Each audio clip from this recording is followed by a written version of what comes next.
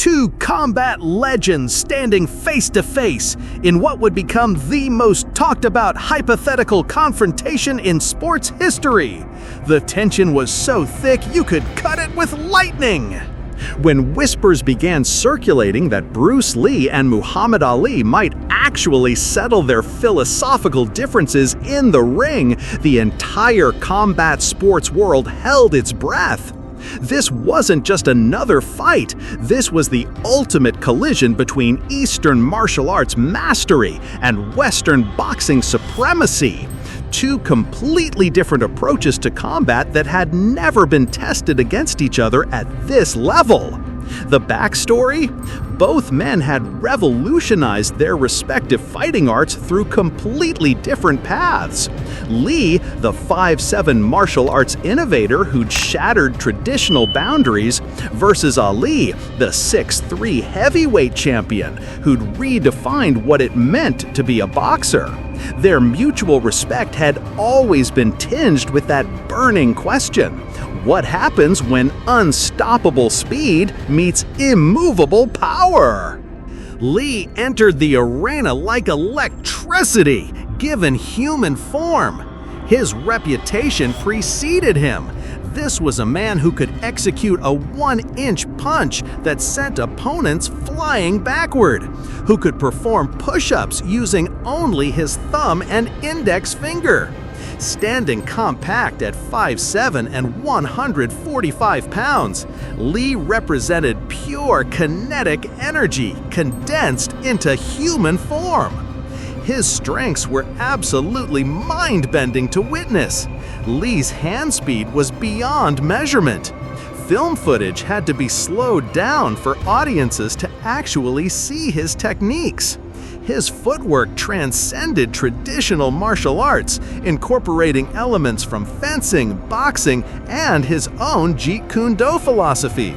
The man possessed reflexes that seemed to operate outside normal human limitations, honed through obsessive training that bordered on the supernatural. Lee's intercepting fist technique was legendary. He could read an opponent's intention and counterattack before their original technique even began. His 1-inch punch generated more power per square inch than most fighters could produce with a full windup. His flexibility allowed him to kick a man's hat off from a standing position without telegraphing the movement. But here's where reality crept in. Lee's greatest strengths came with inherent limitations.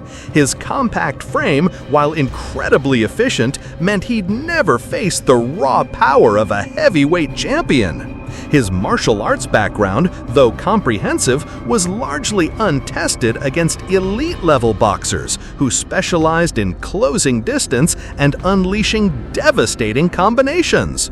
His lightning-fast techniques, while visually spectacular, had never been pressure-tested against someone with Ali's size, reach, and ring intelligence. His philosophy emphasized efficiency over endurance. His training focused on explosive power and precise technique, rather than the grinding 12-round conditioning that defined championship boxing.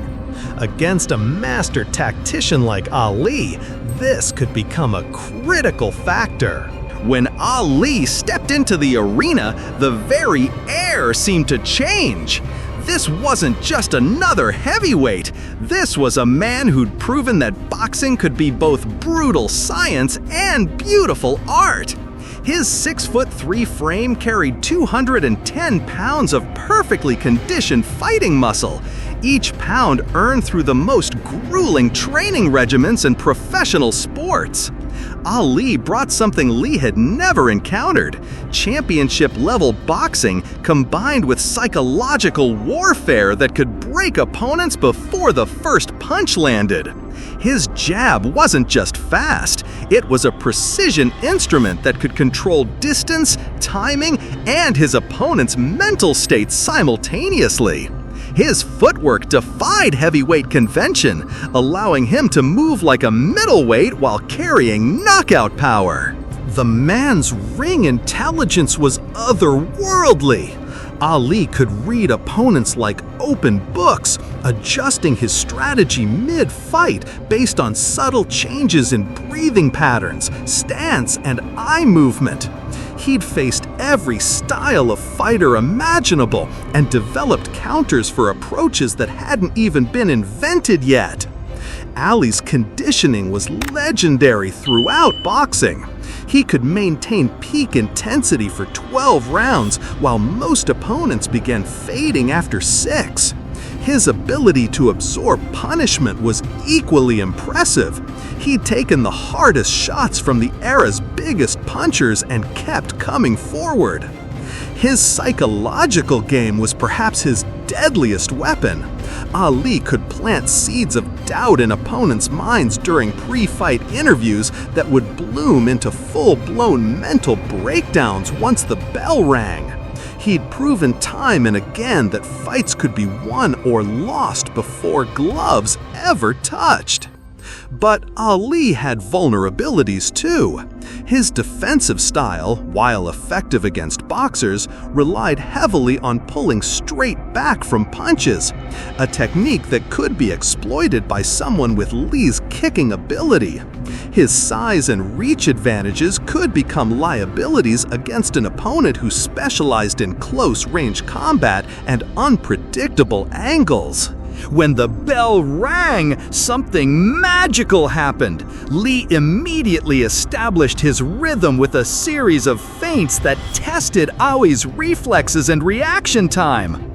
Ali, true to form, began his psychological campaign, talking to Lee while circling, probing with his legendary jab. The first significant exchange came 90 seconds in.